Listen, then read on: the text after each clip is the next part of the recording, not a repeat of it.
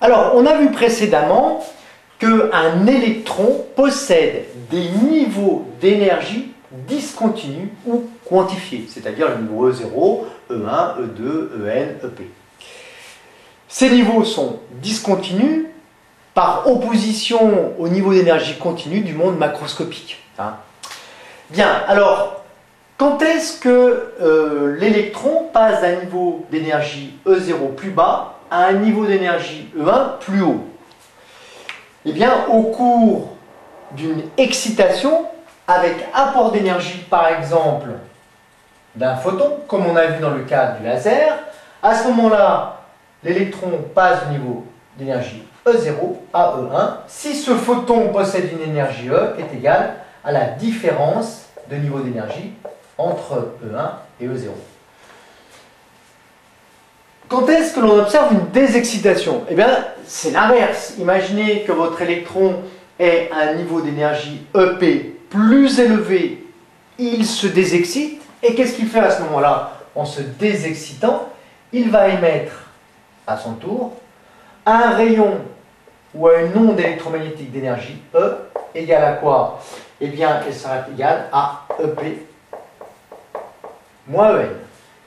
Voilà pour les deux types de transition de niveau d'énergie électronique au cours d'une excitation ou d'une désexcitation.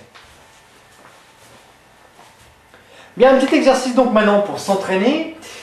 La lampe à vapeur de sodium, eh bien, les atomes de sodium sous forme gazeuse, quand ils se désexcitent, ils émettent un rayonnement jaune, que vous avez vu déjà en seconde, rayonnement jaune de longueur d'onde lambda égale 589,0 nanomètres. Vous chercherez quelle est la variation d'énergie correspondant à une désexcitation pour les électrons du sodium ici. Ce delta E, vous le trouverez en électronvolts, car les niveaux d'énergie sont donnés en électronvolts. Un électronvolt, ça correspond à une énergie de 1,6 fois 10 puissance moins 19 joules. À vous de jouer. On a vu que quand l'atome passait d'un niveau excité à un niveau un peu moins excité, il émettait un rayonnement de longueur d'onde lambda. Un rayonnement qui a une énergie delta E qui est égale à EP moins En, que l'on va essayer de déterminer. Qui est EP? Qui est En? Ça, c'est la grande question. Delta E égale HC sur lambda. Au passage, on vérifie que cette expression est homogène.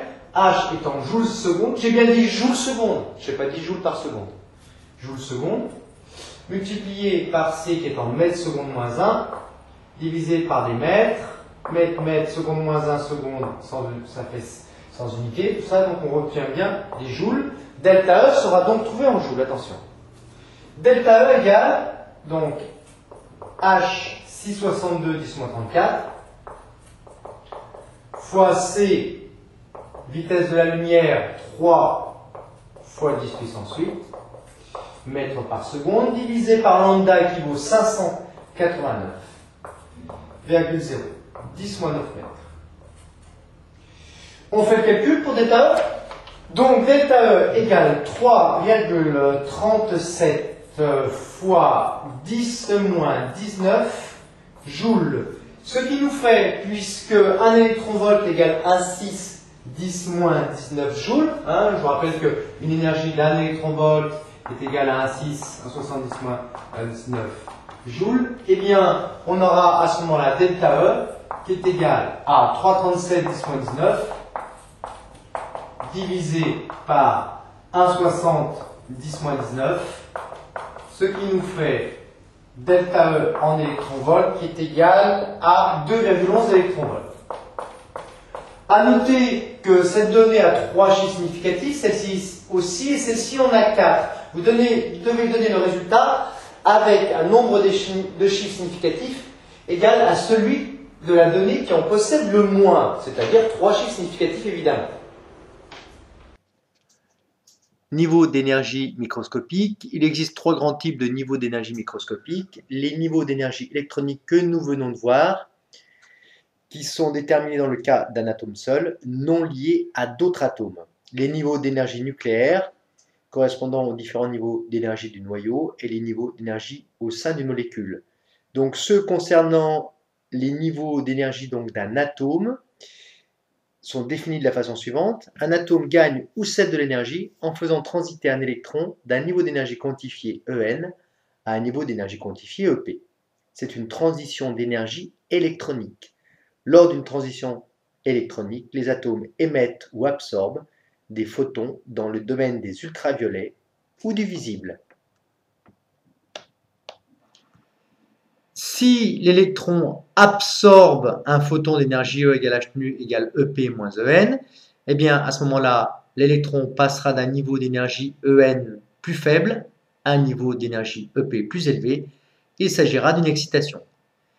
Si maintenant l'électron se désexcite d'un niveau d'énergie EP à un niveau d'énergie En, il va libérer un photon d'énergie E égale h nu égale EP moins En.